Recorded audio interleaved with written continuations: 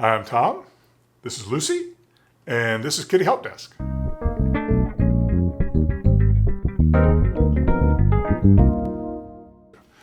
So from time to time, I like to answer questions that I've gotten either through the website contacts or through some of the comments here on YouTube. And I had a child ask me this question recently, and I thought, well, that's a good subject for a video. And so I'm going to answer her question today.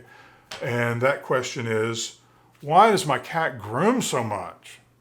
I think her question started out, why does my cat lick so much? But I understood that what she meant was grooming.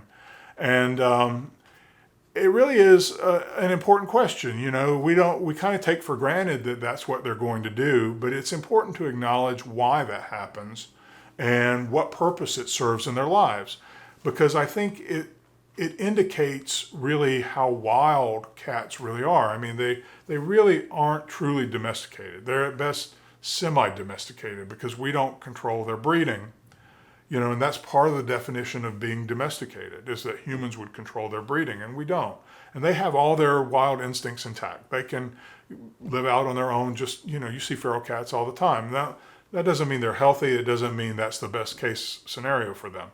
But they will often survive in the wild on their own instincts because all of that is intact in them. And one of those instincts is to avoid predators. And that's where grooming really comes in. If cats didn't groom themselves, I suspect that they would smell a lot like dogs. Dogs use their smells, though, as a way of sort of coordinating with other dogs. They like to give off an odor. They want other dogs to smell them, and that helps them to know where all the dogs are in an area.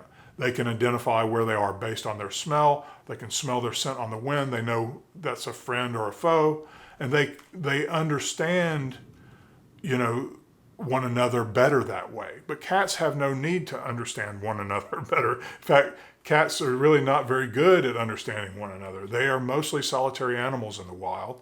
And so when they are out hunting, their biggest advantage over prey is their stealth.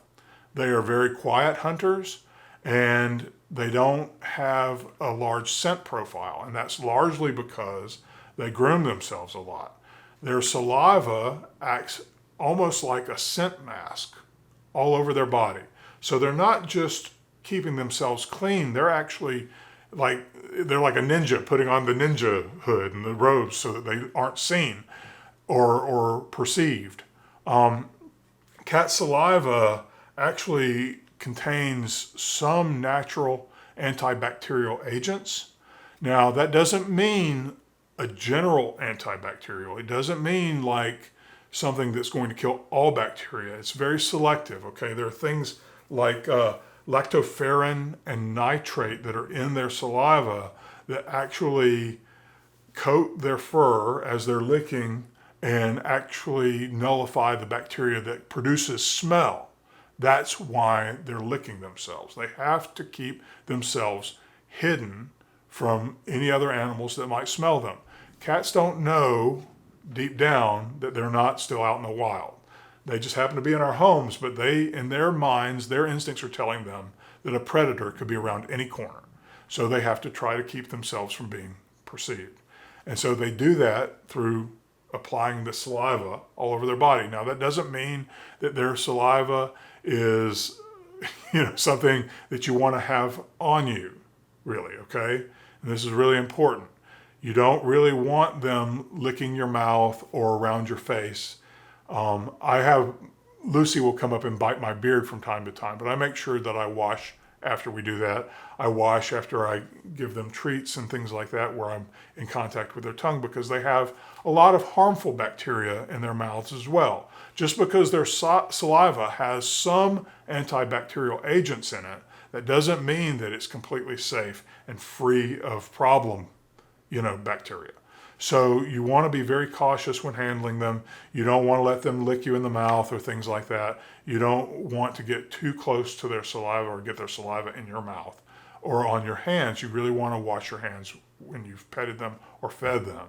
So cat saliva serves multiple purposes, and all of those purposes are absolutely valid, but it's important to not think of it as primarily an antibacterial. It's not something, I've seen people ask before, if a cat licking a wound is actually sterilizing the wound, and the answer is absolutely not.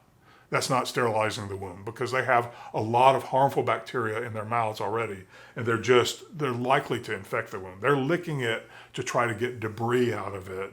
That's sort of their natural tendency, is to try to get debris out of it so that it might heal. And once it starts to heal, they'll lick it less frequently. But it could just as easily infect it, depending on what they've had in their mouth and the state of health that the cat is in general. So just be cautious around them. When they are grooming, it's advisable really to leave them alone and let them complete the task. That is a series of motor actions that happen in a certain order. They kind of happen in a certain order every time, and the cat will go through that process kind of each time, and it's better not to derail it, or they feel like they kind of have to start over. I mean, they spend close to half of their waking life grooming. So I really feel like, give them some space when they are grooming and let them take care of it. They will often groom right after they've eaten, because they're going to have the smell of the food on them, and they need to get that smell off, because again, predators might smell it. So that's another purpose that it serves. But the main thing is just to keep them in a cloud of secrecy out in the wild, to be the hunting ninjas that they are, so that both predators and their prey can't see them coming. Well, thanks for watching. Please like and subscribe, and I'll see you next time. Thanks. Bye.